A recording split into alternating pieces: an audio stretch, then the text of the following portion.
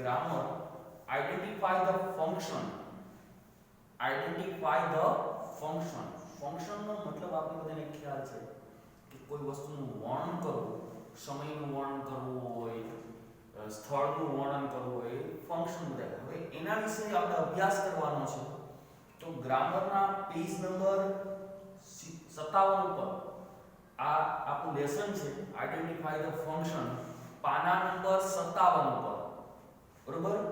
એમાં પાછળ જુઓ વાક્યના પ્રકાર આપેલા છે. આમાં વાક્યના પ્રકાર જે છે એ સિમ્પલ સેન્ટેન્સ છે, કોમ્પ્લેક્સ સેન્ટેન્સ છે અને કમ્પાઉન્ડ સેન્ટેન્સ છે. આ ત્રણ સેન્ટેન્સના વાક્યો આપણે બહુ ડીપમાં નહીં, પણ જે આપણે એના નિયમ જે છે ખાસ એના વિશે વધારે અભ્યાસ કરવાનો છે. એને કીવર્ડ કહેવાય. કયા word? Keywords of the identify the function. Keywords of identify the function.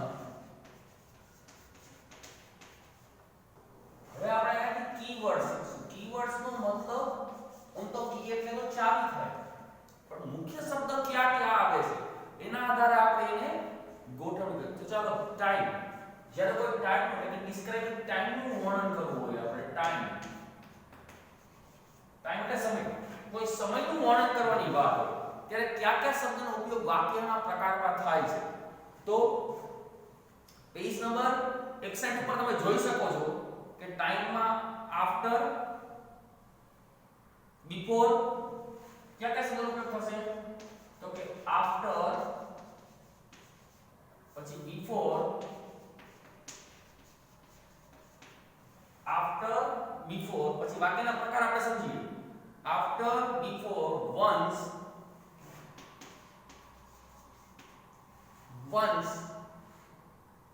since,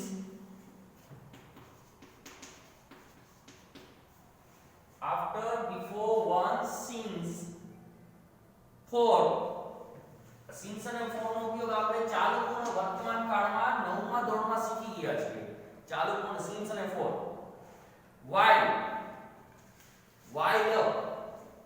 while, when, until,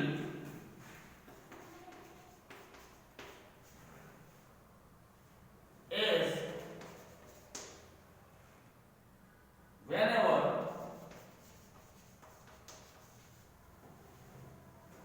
as soon as,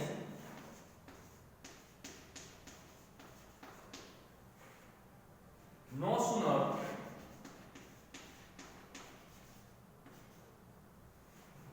hardly, then, at, etc.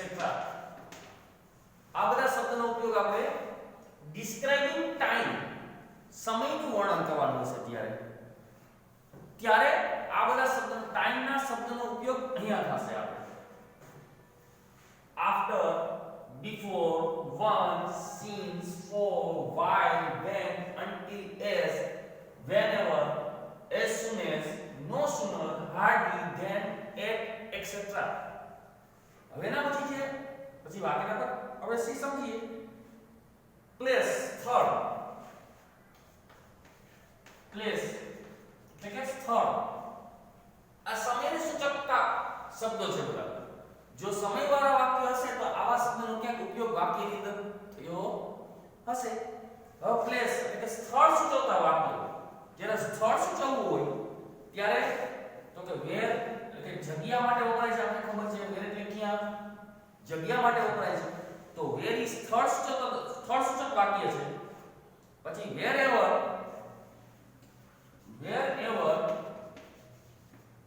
એ પણ સ્થળ સૂચક વાક્ય છે. પછી at, on, in કોઈ સ્થળ દશા માટે at શબ્દનો ઉપયોગ થાય છે, on નો ઉપયોગ થાય છે, in નો ઉપયોગ થાય છે. I am in the garden, હું બગીચામાં છું.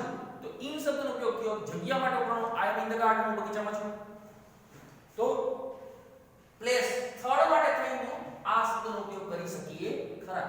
તો આના પરથી આપણે ખ્યાલ આવશે કે આપણે મેચિંગ ની અંદર કે વાક્યના પ્રકારમાં કયા કયા શબ્દનો આપણે ઉપયોગ કરી શકીએ. આ 9 માર્કનો ટોપિક છે આપણો. પરીક્ષામાં 9 માર્કમાં પૂછાય છે. પછી છે રીઝન અથવા તો કોઝ. રીઝન એટલે કારણ, ડિસ્ક્રાઇબિંગ રીઝન આપેલું હોય થાય, કોઈ કારણદર્શક વાક્ય આપેલું હોય તો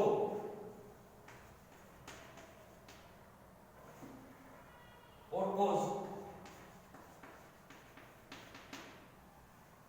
reason or cause.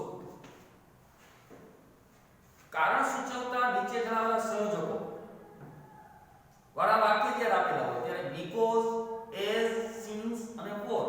because એટલે કારણ, because, as, since અને for. તો આ શબ્દનો ઉપયોગ થશે because, as, since અને for. તો આના પછી આપણે જોઈએ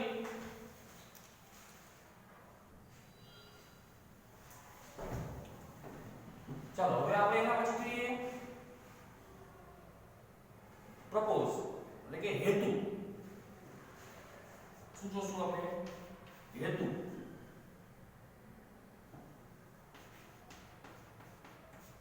હેતુદર્શક વાક્ય જેનો હેતુ સરતો હોય, સૂચવવા માટે તેને લખેલા હોય એવા શબ્દ છે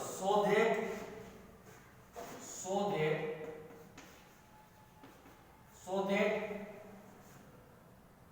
in order that, in order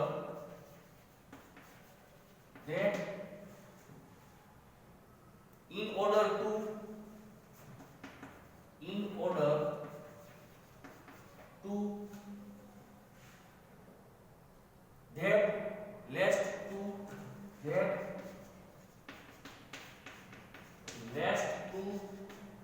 આ બધા શબ્દનો ઉપયોગ થાય છે. lest અને to, સોરી અલગ અલગ વર્ડ્સ છે. so that, in order that, in order to, that અને lest અને to. આ હેતુદર્શક વાક્ય છે, સૂચવવા માટે તેનો ઉપયોગ થાય છે. સમજ એક એક્ઝામ્પલ તરીકે આપણે કહીએ we eat that we may live. અમે આપણે ખોરાક લઈશું કે થી આપણે જીવી શકીએ છીએ. આપણે અથવા તો આપણે જીવવા માટે આપણે ખોરાક લેવો જોઈએ. આપણે જીવવા માટે આપણે ખોરાક લેવો જોઈએ. સ્વાભાવિક છે. that he works hard so that he will become a millionaire.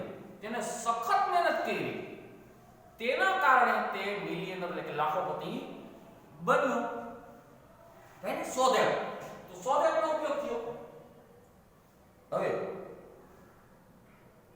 તો આ રીતે આપણે એનો ઉપયોગ કરી શકીએ. હવે આપણે રિઝલ્ટ જોઈએ. બરોબર? રિઝલ્ટ ની અંદર કંઈક અમુક વર્ડ જે છે એ બેનો હવે રિઝલ્ટમાં so that નો ઉપયોગ થાય તો વળી પાછો પ્રશ્ન થશે આપણે કે બેયમાં so that નો ઉપયોગ થાય આપણે તો કે હેતુદર્શક વાક્ય અને પરિણામદર્શક વાક્ય બંનેમાં ફરક હોય. હેતુદર્શક વાક્ય મેં તમને એમ કીધું he works hard તો એ પરિણામદર્શક થયું ને so that સોરી તો પરિણામદર્શક વાક્ય થયું કે he works hard so that he will become a millionaire. તો કે હેતુદર્શક જેને સખત મહેનત કરી એના કારણે એ પૈસાવાળો થયો. તો એ હેતુ થયો કે આમ કરશો તો આમ થશે. તો એ હેતુ થયો કહેવાય. પણ so that પછી to પરિણામદર્શક વાક્ય જે much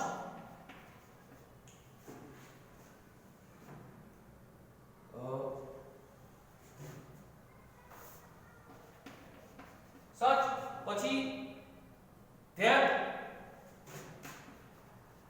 અને so as. હવે અહીંયા so that નો ઉપયોગ પરિણામદર્શક વાક્યમાં રિઝલ્ટ તો પરિણામદર્શક વાક્યમાં આપણે કરીએ તો I asked him to move so that I could see the screen better. જો તમે થોડા ખસશો તો મને થિયેટરમાં સ્ક્રીન સારી દેખાશે. તો એ પરિણામ તમે આમ કરો તો મને આમ ખાસ ઈ પરિણામ દર્શક વાક્ય થયું કહેવાય. તો ઓલું હતું ઈ હેતુ દર્શક વાક્ય હતું. આ જે છે ઈ પરિણામ દર્શક વાક્ય છે. પછી છે કન્ડિશન. કન્ડિશન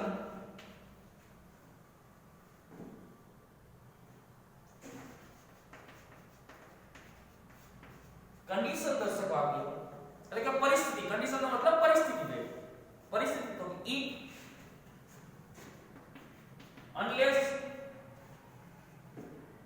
unless જાજા પર તમારે આ જ આવે છે if અને unless. હવે વધારે શબ્દ લખાવો છો. in case આમ થાય તો આમ થાય. in case વરસાદ પડશે તો પૂર આવશે. તો એ કંડીશન થઈ. પછી સપોઝ મુખ્ય છે એવું લખાવું. પછી ગ્રામરમાં તમારે આપેલા જ છે સપોઝ અને ચલો પહેલા આટલા if you work hard you will get good marks. જો તમે સખત મહેનત કરશો તો તમને સારા માર્ક મળશે. તો એક પરિણામ શું કહેવાય? કંડીશન થઈ કે તમે આમ કરો તો તમારે આમ થશે. if you work hard you will get lot of money. જો તમે સખત મહેનત કરશો તો તમને વધારે પૈસા મળશે. તમે આમ કરશો તો આમ કરવાની જોતો વાળી રમત નથી. ઈ કન્ડિશનમાં વપરાય કે જો હું ડોક્ટર બનીશ તો દર્દીઓની સેવા કરીશ. if you become a doctor you will help the poor patient. તો હું ગરીબ દર્દીઓની સેવા કરીશ. તો ઈ કન્ડિશન થઈ કે આમ થાય તો આમ થશે. એના માટે કન્ડિશન શબ્દનો ઉપયોગ થાય છે. એના પછી છે કોન્ટ્રાસ્ટ. કોન્ટ્રાસ્ટ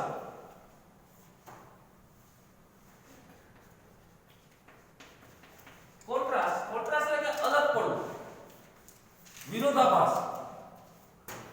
બરાબર? તેમાં ખાસ કરીને વિરોધાભાસમાં શું આવે તો but he is fat but he is healthy. તો એ કોન્ટ્રાસ્ટ છે. તે જાડો છે પણ તે તંદુરસ્ત છે. તો એ કોન્ટ્રાસ્ટ છે. આમ અથવા વિરોધાભાસ થી એકબીજાનો. તો but નો ઉપયોગ થશે although, but, although, even if. મુખ્ય લખું છું. even if, yet, etc. હવે કોન્ટ્રાસ્ટ નો મતલબ શું થયો કે વિરોધાભાસ. વિરોધાભાસનો મતલબ તો કે અલગ પડતું હોય એવું વાક્ય. એક વાક્યથી બીજું વાક્યનો વિરોધ હોય. મેં તમને એક્ઝામ્પલ તરીકે આપ્યું કે he is fat but he is healthy. he is brilliant but he will not get good marks. તે તેજસ્વી છે પણ તેને સારા માર્ક મળ્યા. તો બે વિરોધાભાસ થયા, અલગ અલગ વાક્ય બન્યા. તો એક પ્રમાણે although we were watching a action movie I managed the for escape. જો કે મારે એક્શન મૂવી જોવું હતું પણ હું નિંદ્રામાં વયો ગયો. I managed a for escape. હું નિંદરને રોકતો હતો અથવા તો બે વિરોધાભાસ વાક્ય થયા. આમ કરું તો છતાં આમ થયું. તો એને કહેવાય છે કોન્ટ્રાસ્ટ. પછી છે મેનર. મેનર એટલે કે રીતભાત. ચાલો આ પૂછી નાખું છું. મેનર નો મતલબ થશે કે રીતભાત.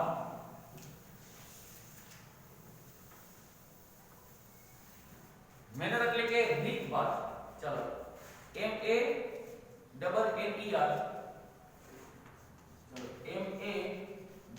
MANNER. મેનર અથવા તો મેનર નો બીજો સમાનાર્થી શબ્દ છે સપોસેશન. SUPPOSITION.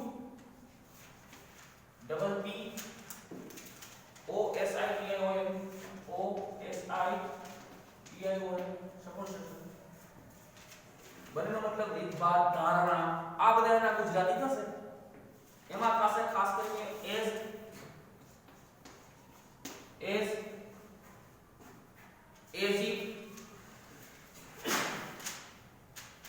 as if, as if,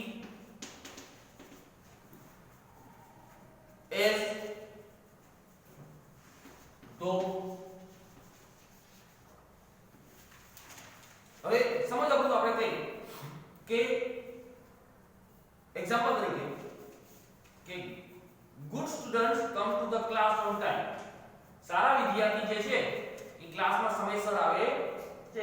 as the teacher tells them to. જે શિક્ષક તેઓને કહે છે.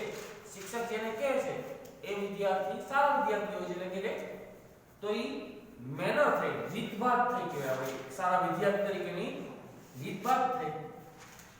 He behaved as if nothing had happened.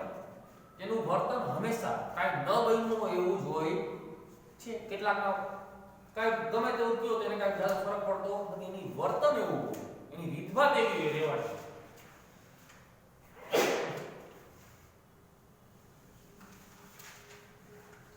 He cried as though we were a baby. તે રડી રહ્યો છે જો કે તે નાનકડું છોકરું છે. તેની રીતભાત થઈ. હવે એના પછી છે કમ્પેરિઝન. કમ્પેરિઝન નો મતલબ તો કે સરખામણી કરવી. મોટે ભાગે ડિગ્રીના વાક્ય આવશે કમ્પેરિઝનમાં. કમ્પેરિઝન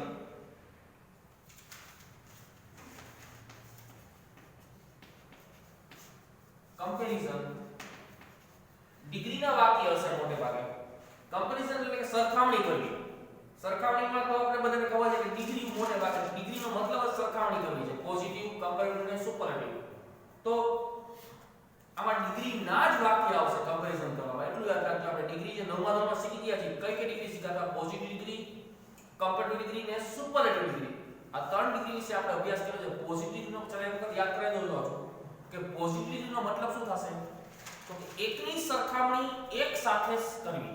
એટલે કે એકની સરખામણી એક સાથે કરવીનો મતલબ શું થયો? તો કે રાહુલ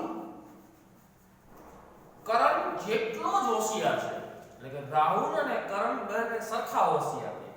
પણ એકની સરખામણી એક કરતા વધારે ચડિયાતી કરી કે રાહુલ કરણ કરતા વધારે હોશિયાર છે.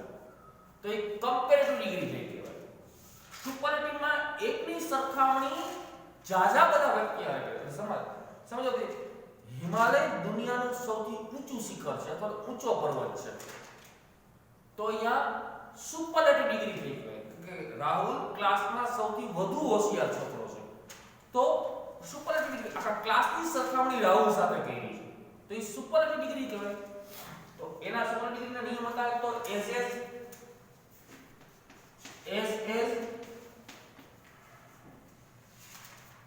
પછી છે સોએસ. નકાર વાક્યની અંદર સોએસ આવશે.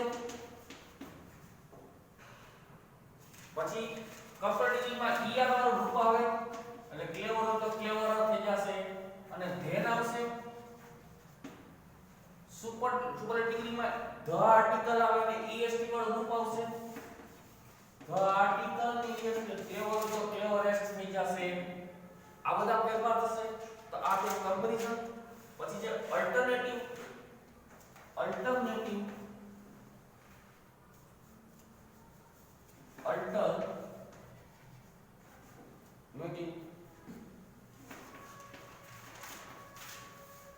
અલ્ટરનેટિવ નો મતલબ તો કે કા આ અથવા કા આ.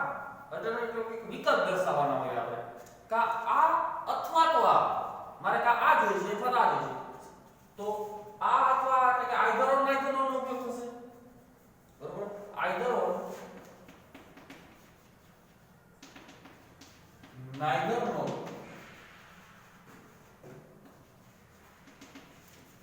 Either or, neither nor. Not only but also. Not only but also. મુખ્ય ચીજ લખાવું છું. but also તમારે દાદા વાંચવા ન પડે. either નો મતલબ કા આ અથવા કા. neither નો મતલબ શું થયો? આ પણ નહીં અને આ પણ નહીં.